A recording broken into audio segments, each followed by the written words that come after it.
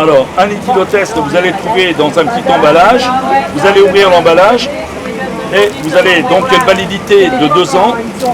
On va commencer par extraire le tube de réactif. Il faut savoir qu'il est protégé par 2 embouts en aluminium.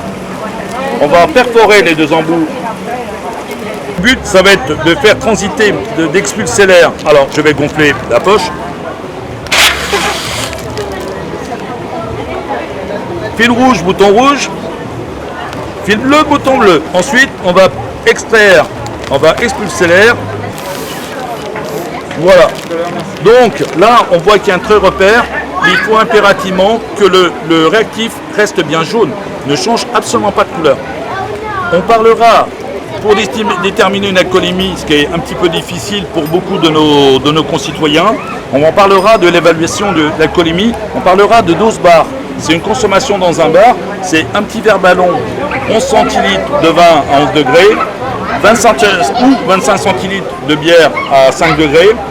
En alcool fort, c'est 3 centilitres d'alcool à 40 degrés, ça correspond à dose bar.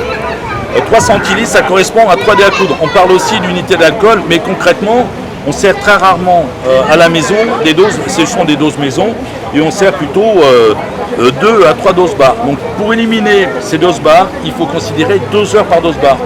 C'est en principe 0,10 par heure.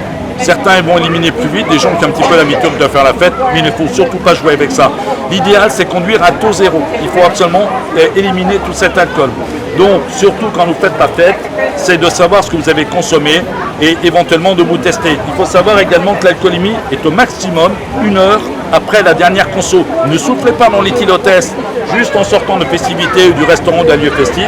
Il faut une bonne heure derrière et venir vers un stand de prévention ou si vous avez du matériel, l'appliquer tel que je l'ai vu. Ne considérez pas le petit trait repère parce qu'il n'est pas suffisamment fiable, donc il faut savoir surtout le temps d'élimination. Vous pouvez également rejoindre le site internet de la prévention routière, c'est www.préventionroutière.asso.fr.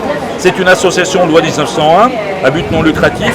Notre seul objectif, c'est l'éducation routière de la maternelle jusqu'au senior. Ça passe par l'éducation routière à tous les âges de la vie. Le code de la route, il a beaucoup changé. Vous savez qu'à Quimper, le centre de Quimper est piéton. Il n'y a plus de trottoir, il n'y a plus de passage piéton. Donc, c'est un partage de la chaussée. Cette notion de partage, il faut absolument l'avoir. Et puis également, dernier point, nous recherchons des bénévoles.